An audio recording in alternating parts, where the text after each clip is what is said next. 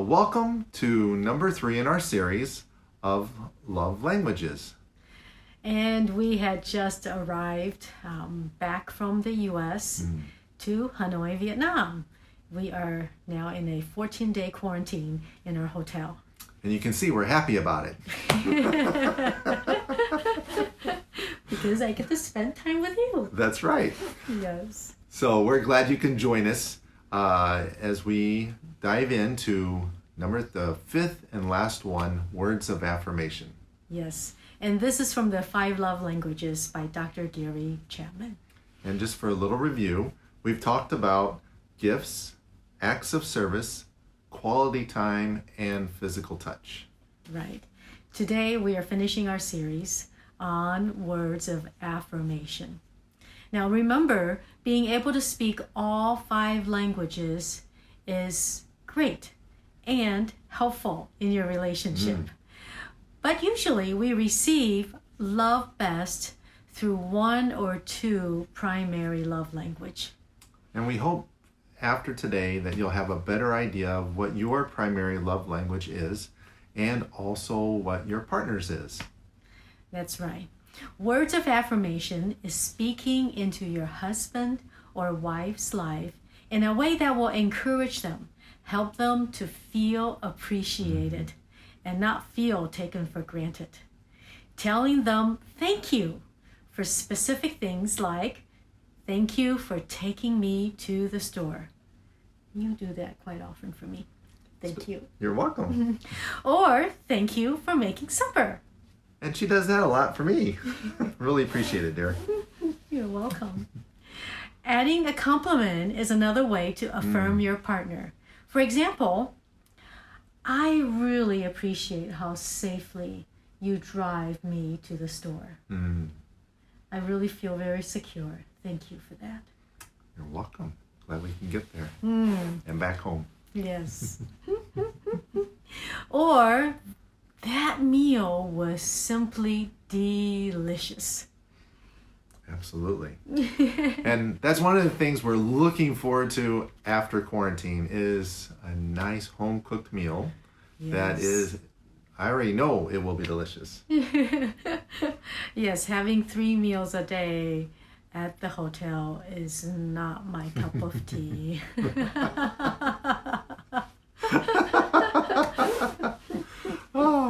Now, you might have noticed that we've added the word, the phrase appreciation as a part of affirmation. That's according to Dr. Gary Chapman. But personally, we feel that is something that needs to be in your toolbox of love languages, no matter what your primary is. That because appreciation really helps the other person not feel taken for granted. And to let them know that you do appreciate all that they do. So it's absolutely necessary for us to learn to appreciate verbally to each other every day. It's important. It just helps us to know that what we do is appreciated by the other person. Absolutely. As we've talked about before, this is like learning a new language for when it's not your primary, whether it's acts of service or words of affirmation or the other 3.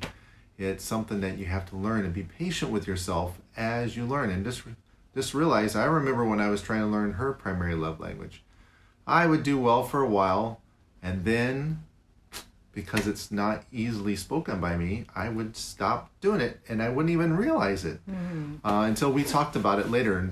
And those checkups that we would do early on, we would do them once a year. And it was like, oh, I forgot all about doing that for you.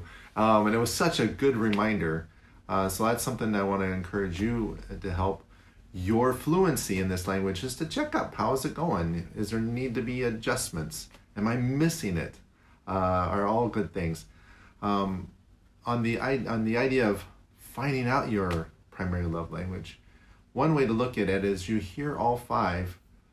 If one of them strikes you like, oh, I'm missing that, or that's not in our relationship, that's one indication that may be one of the top 2 of your love language is. Or another way to determine what your primary love language is. Let's say, for example, gifts is your primary love language. And you realize that whenever you give me a little present of any sort, it could be a love note, it could be a flower, that it really just touches my heart, and that it really speaks volumes to me of your love for me. Well, when that happens, you know then that that's probably one of your primary love language. And so that's how you can tell what your primary love language is when something happens, whether it's quality time that you spend together, and it just means so much to you.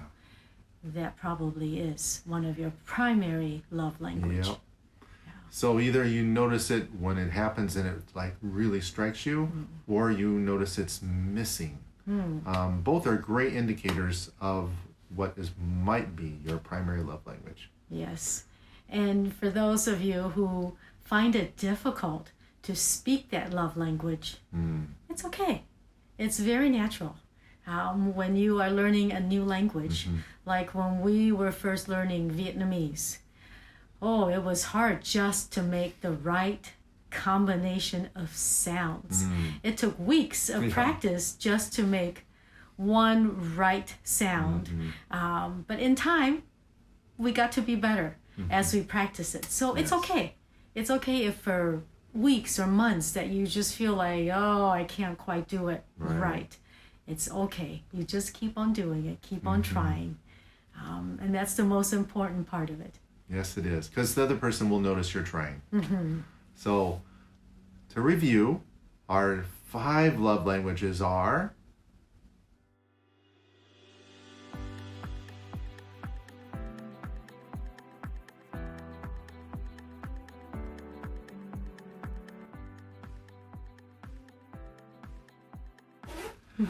So, as you saw all 5 go by, did any of them strike you as most likely your primary love language? If it did, tell your spouse, tell your husband, tell your wife what it was that struck you, what speaks most to you. For sure. And if gifts is yours, then you can share even what's most meaningful for you. Perhaps those notes, gifts of words, could be more important to you than actual pen or necklace. Maybe those are more important for you. So you can be a bit more specific on that. Or perhaps physical touch. You miss those caresses, or you miss holding hands when you go out for walks. Or maybe even just having a kiss before you part for the day is very meaningful for you. Express that to your spouse. Or an acts of service, cleaning up, making a meal, doing, seeing something that needs to be done and just doing it. Those are all possible ways to show love for acts of service. Well, we thank you for joining us today. We do appreciate it. And we encourage you to express your appreciation to each other. Until next time, bye-bye.